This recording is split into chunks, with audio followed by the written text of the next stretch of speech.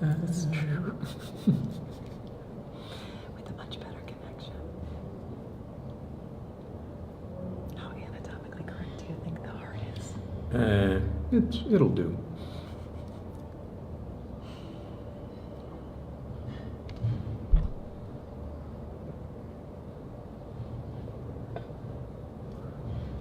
My dog William heard how to sew on a fake beating heart for the doctors. So. Do you have a collection of hearts? Yeah, I do I actually. bet you do, I would assume. Mhm. Probably a big collection of hearts.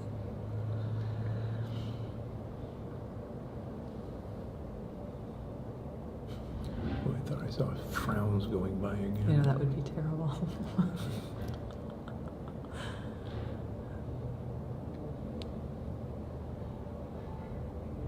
All right, there's a whole bunch of people in the room. Round 2 of this, hello Facebook world. We're very tight here. Literally, we just did this broadcast. Thank you to the Santa Monica Inn, I believe. Santa Barbara. Wrong town. Canadian, Santa Barbara, Santa Monica. Thank you so much. Hello to everybody out there in Facebook world. We're going to do this all over again. So if you haven't been watching the major headlines that have literally broken the internet as of late, I will flash them to you. Right now, we're seeing headlines from around the world that is scaring the heck out of the dog world. Check it out. NBC News says dark heart disease linked to grain-free diets. Bloomberg has posted dog food with legumes could be quite possibly the issue. These headlines are mixed and matched all over the place. Time magazine saying dog and heart disease may be linked to potatoes if you're feeding potatoes to your pets. The list goes on and on and on, and it seems to be grain-free is the major issue right now that's causing all of this heart disease. Now, let us explain heart disease for one quick second. DCM, dilated cardiomyopathy. Myopathy, see, tough word for a layman. Myopathy. This is one form of heart disease. Now, this was discovered, and a huge shout out to Dr. Joshua Stern, who's actually from here, from California, University Davis. He was doing a study on golden retrievers. He found when he was measuring the blood taurine levels of these dogs that were getting DCM also were having major taurine problems. Now, this was a huge problem. The LA Times reported this years ago with cats.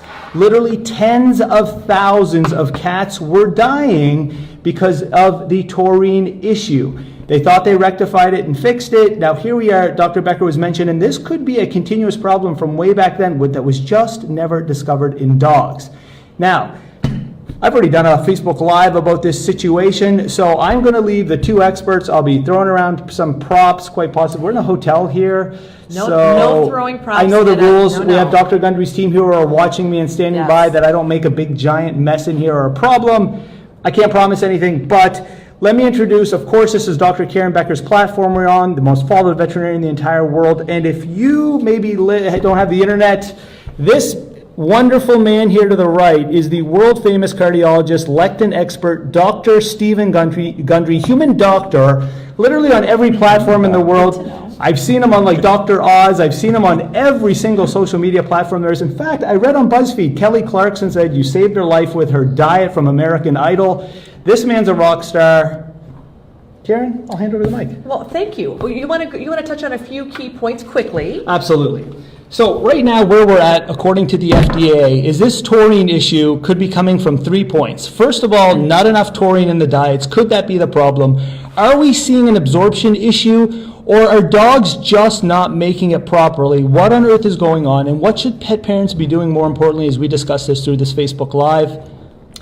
So thank you, Rodney. And we do have 3 big things that could be going on. The FDA is responsible and is going to do their due diligence in determining exactly what's going on. Right now, we know it could be lack of actual taurine present in the food, and that could be for several different reasons. AAFCO doesn't require that taurine content be measured for dog food, nor do they have a minimum standard of taurine for dog food. So it could just be that there's not enough taurine in the food because we're just not measuring to see how much is in there. The second issue is because as much as we want to see meat first on the label, the truth is if you add up all of the carbohydrates, whether it's pea protein combined with potato starch, as well as all of the other carbohydrates present, the actual amount of meat which contains the amino acids which are necessary for taurine to be produced in a dog's body, there just may not be enough. Not to mention that there could be storage issues, which means we could see that storage, we know that taurine is depleted with high heat temperatures, which we know happens in the pet food industry. Taurine is also depleted because of the length of storage. So the fact that dog food stay on the shelf for a year means, or freezing dog food even, can all diminish the amount of taurine. The second issue is that we could be dealing with issues with the lack of taurine absorption, which means there is adequate amount of taurine in the food, but the amount of fiber in the GI tract is blocking taurine absorption, or we could be dealing with polysaccharides or other nutrients in the gut that could be inhibiting taurine absorption. In fact, one of the questions has been, why legumes? And I asked myself that. So certainly Dr. Stern's research was done on the fact that grain-free foods have been particularly implicated with this problem. So when it comes to grain-free foods and we look at the ingredients, legumes are on the list and potatoes are on the list. So because we're looking specifically at potatoes and legumes, we need to be thinking about, okay, what are legumes and how on earth do legumes be linked or could be linked to heart disease? And to be honest, we don't have a lectin specialist in the veterinary realm. We have veterinary nutritionists, we have veterinary cardiologists, but we don't have doctors that are have experience and expertise in both realms. Enter Dr. Stephen Gundry, who is an expert in both realms. He's an accomplished cardiac surgeon as well as human cardiologist, famous in that realm, but he also has become a lectin specialist, and that's a very interesting story. He wrote this amazing book that explains how he became interested in lectins, but most importantly, the burning question is, cardiologist, amazing, lectin specialist, amazing, but do they have any relationship and correlation? So we brought you on to answer that question. How on earth, first of all, what is a lectin? And second of all, how on earth could lectins be at all implicated with heart disease? So lectins are plant proteins that are sticky proteins that bind to sugar molecules, and believe it or not, plants don't want us to eat them, and it is their defense system against being eaten. And lectins actually are the cause of leaky gut.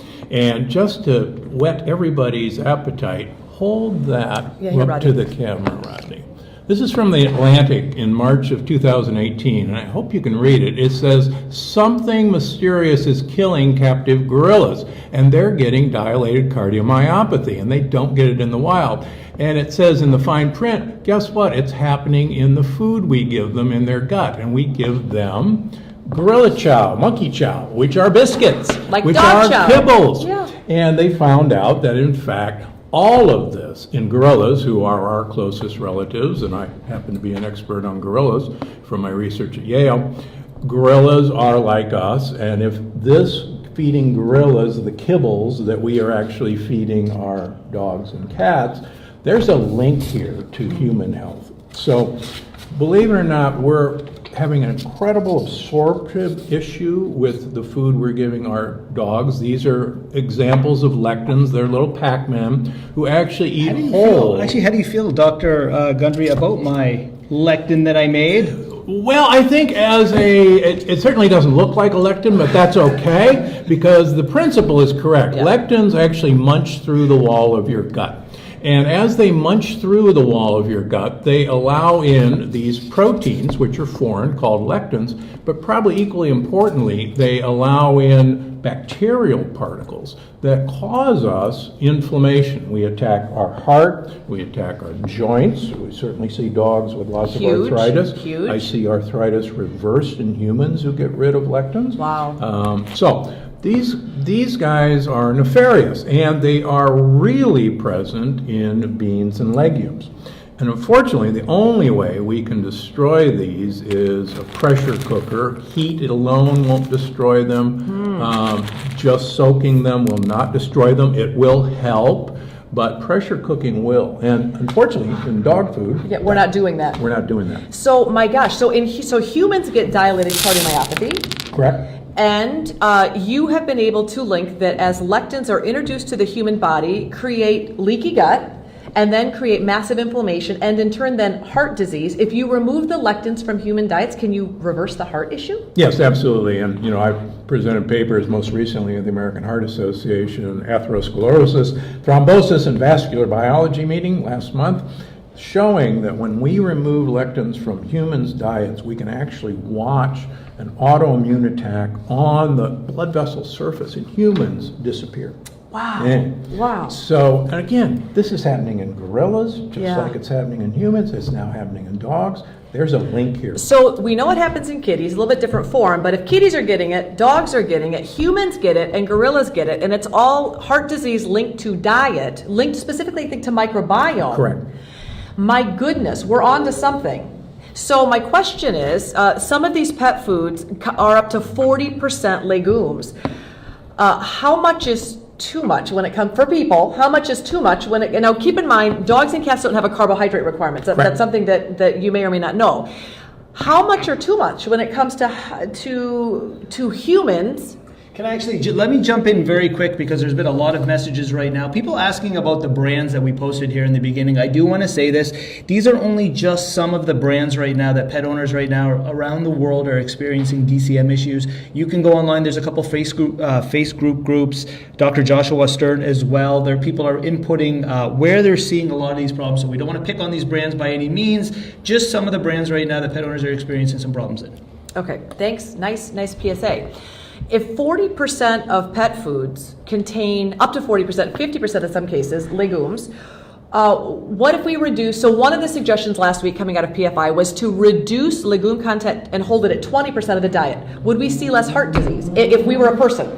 If we were a person, probably not, because most of the people that I see who are using legumes, and don't get me wrong, I'm nothing against them as long as they're pressure cooked under high heat. They're safe, but most people don't do that, so they're full of lectins.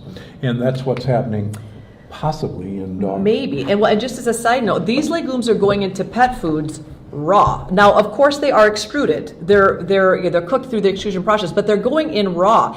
Any concerns about raw beans, raw legumes? Yeah, like I tell them, I take care of lots of vegetarians and vegans, and I point out that a gorilla, for instance, has never eaten a legume. They're lethal raw. Has never eaten a grain. There is no protein need for humans or gorillas for the proteins in legumes. We don't need it. A gorilla has more muscle mass than we can ever imagine, and they get all their muscle by eating leaves, the protein in leaves. Yeah. So it's a misnomer that we have to get protein from legumes. So what about potatoes? Because the other thing that's been implicated was potatoes, and in my opinion, legume and potatoes are quite different. So Rodney's trying to break the potato. You It's can't, not. well, let me tell you one thing to everyone out there in Facebook world. You cannot crack a potato and have very easily. I got to do more push-ups. Here, give me my head. Yeah, exactly. There you go. There you go. So what? Potatoes don't have legumes, do they? So potatoes are part of the nightshade family, so they definitely do have lectins. One of the interesting things is humans cannot use a raw potato. We cannot digest the starches in any tuber. Even the Aborigines always roast their tubers that they find because we cannot digest them. But importantly, potato starch, which is most of the calories of a potato, feeds the wrong kind of bacteria in our gut. And it's called an R2 starch. The type of things we want to feed our bacteria are called R3 starches, like leafy greens. And it turns out a gorilla is supposed to have R3 starches, like us. Yeah. So a potato feeds bad bacteria. And what happens is these bad bacteria make lipopolysaccharides, which are pieces of bacteria that get through the wall of our leaky gut. In fact, they don't even need a leaky gut to do it. And they in themselves create inflammation. Wow. So if potatoes are damaging to the gut, if legumes or the lectins in legumes are damaging to the gut, what about lectins in and of themselves? One of the other theories is, okay, do lectins in any way for people inhibit taurine synthesis? So the third, let me talk about this. The third reason that have been hypothesized about where this taurine deficiency could be coming from is the fact that there's just that all the raw materials are there, but that the synthesis that occurs in the body can't. So kitties have to be supplied taurine, but dogs can make it, no problem, if they're provided the amino acid methionine and the amino acid cysteine. So my question is, what if could lectins somehow interfere with the synthesis or the manufacturing in humans of taurine? That's one of the theories of how lectins operate, is that they actually prevent natural synthesis of amino acids by bacteria. But more importantly, and I think one of the reasons we're seeing this epidemic is that most of our legumes, most of our grains, almost all of our corn has been treated with glyphosate, Roundup. And there's now very good evidence out of MIT and Harvard Medical School that glyphosate prevents bacteria from manufacturing these amino acids Wow. into the types that we need, and it directly causes leaky gut. So what unbeknownst to all of us is that almost all of our crops, even organic crops, have glyphosate on them because it's been sprayed on neighboring fields and it drifts over. So one of the things that we have to realize is that glyphosate is in all of us. It's in mother's breast milk. And so I think a lot of the problem that we're seeing in our dogs, we absolutely have now proven is happening in humans, Wow. because most of the food we eat has been treated. Contaminated. Yeah. So it really could be all of these things. It could be raw it's a material. combination. Yeah, it's a deficiency, plus the dogs can't make the taurine that they need because of chemicals in their bodies. So what the PFI came up with a couple weeks ago were a few suggestions. Keep legumes at 20%, which we already know is still not low enough. The second suggestion that was made was to go back to feeding foods that contain corn, wheat, and rice. Thoughts about that? The same problem. So these are foreign materials to dogs. Dogs don't eat corn and rice. They have lectins in their own right, and they have anti-nutrients in their own right. Dogs were not designed to eat these things, believe it or not, neither were people. Yeah. We do not only do we not need these things, they're very new to our diets. Dogs are carnivores who can sample Yep. around. Cats are obviously obligate carnivores. But these are all new things that were introduced to pet food to, quite frankly, make their poops easy to Yep. clean up. And cheap. Grains And are cheap. cheap, and meat's Yeah. expensive. You Yeah. bet. Okay, so that option out. So going back to grain-based foods, is not an option in our opinion.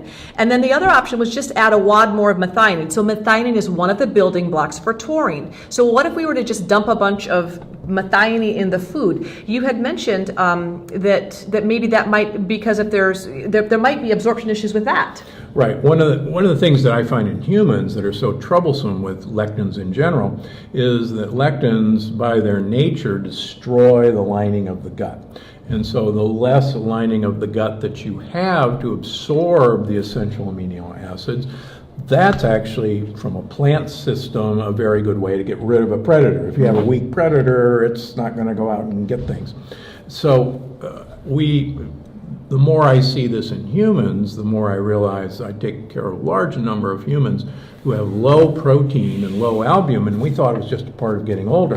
And in fact, it's not. When we remove these from their diet, all of a sudden, miraculously, their protein levels go up, their albumin level go up, because their gut wall is now repairing itself and they can absorb more protein. Wow. So this may be a direct damage to the wall of animals' gut. So insightful. So we need to be thinking about gut biome. Obviously, we need to be thinking about pesticides, and we need to be thinking about lectins or anti-nutrients in the food. The other thing you mentioned, one of the theories has been it could be the synthetic form of selenium that is found in pet foods. We use a lot of selenomethionine, which is not a necessarily natural form. And you had mentioned that phytates may inhibit some mineral absorption. Correct. The other plant defense system are called phytates. And phytates work by blocking mineral absorption.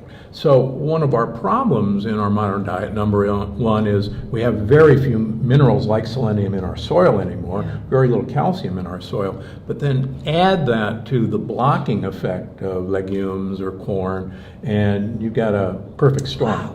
So, so thank you for the explanation. I asked Dr. Gundry about his dog. He actually has a dog. You have a Cavalier. I have a Cavalier King Charles Spaniel. And you mentioned... We've had a bunch of them. Yes, we love it. Avid, before cardiologist, I'll tell you, he's an avid dog lover. So first and foremost, he's squared away there. 4 dogs.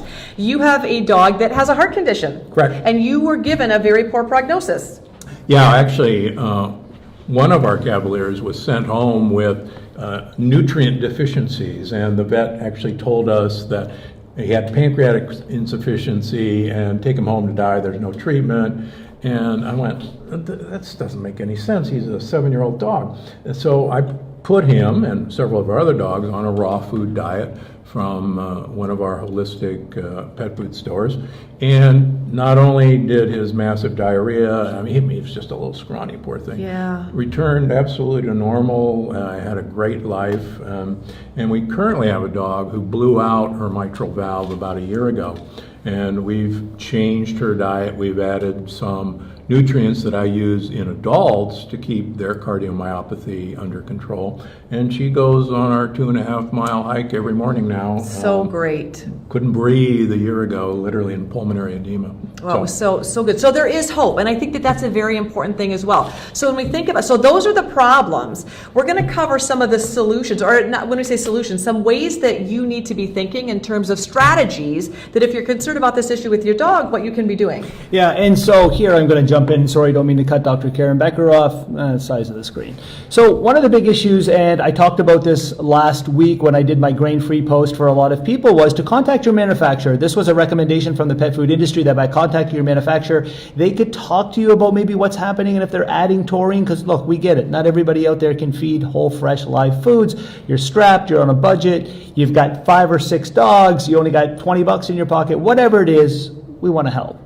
So that being said, pet owners were contacting pet food manufacturers who were sending that sort of standard statement that said, hey, look, dogs don't need taurine. They can make it themselves. Not a big deal. Hey, look, we're adding a little bit in there. Everything should be okay. And yet these same manufacturers who are saying these same statements are showing up in Dr. Stern's work in some of these Facebook groups that are out there having these issues with their foods. So that being said, of course, the pet food industry said go 20% or less. This is impossible for a pet owner to figure out. Your best bet and what you're going to be able to do that might help you out is feed fewer carbs, and by that, when you look at a bag of pet food, it should tell you on the bag whether you're how much protein there is in there, how many carbohydrates, legumes. If you look at a bag of food and it's only 2 ingredients, one of them happens to be meat, the other happens to be like a pea or a potato or a legume or some sort of lectin, odds are that's at least 50% of that problem. Now, we have 1,000 little calculators that we have out there. I'm going to walk around here because I know it's not going to be easy to see. So just as a caveat, when you flip over your bag of dog food, it doesn't say how much carb is in there. So you've got to calculate it. Human foods list carbohydrate load, but pet foods don't as of yet. So this is an easy equation. Rodney, you want to walk them through real quick? Absolutely. So when you flip around the back of the bag, you look at the guaranteed analysis. It's super easy. Add up the fat, the protein, the moisture, the fiber, and the ash. If the ash is not listed, on average, it's around 6%, and that's going to give you your carbohydrate load. So if you're finding like 60, 70, 50, 40% carbohydrates, odds are you may have that problem. If you're going to continue feeding processed food, we're going to recommend that you do this quick carbohydrate calculation and make sure that if you're over 30%, that you switch to a food that has less than 30% carb.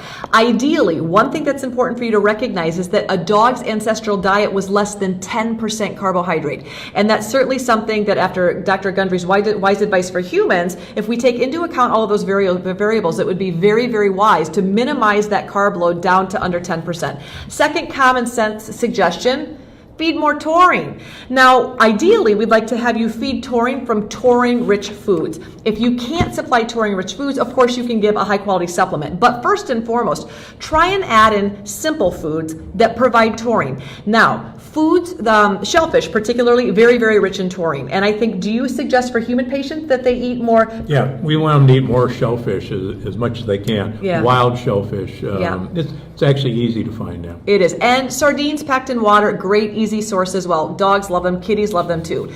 The third common sense approach, obviously feed a fresh meaning not frozen more than 3 months, and ideally freshly prepared either daily or weekly basis, and feed meat-based foods because meat contains the essential amino acids necessary for your dog to potentially make more taurine, which is important. And last but not least, Rodney, This one is huge. Rotate brands. Look, I know a lot of pet food manufacturers out there will tell you, oh no, just stick with our brand. You don't need to be going anywhere else. At this point, that's a pile of BS. You should be rotating brands, because if one of these brands has that major problem, by moving around, shifting around, you're going to lessen your odds of getting into trouble. Well, this is great information. I appreciate both of my guests joining me today. We could not be more honored that you gave us your wisdom and insights. It's good to know that actually all mammals potentially could be suffering from this, and it's a pretty easy fix. Yep. Ditch the legumes, ditch the lectins. So if you're out there in the human world and you really want to know, check out Dr. Gundry's book. This is an awesome book. I have this at home, and actually I'm stealing this copy as well. I think Dad wants to read this. Look, here's the deal to all of my fellow pet parents out there. The FDA is investigating this. This could take months or years to figure out.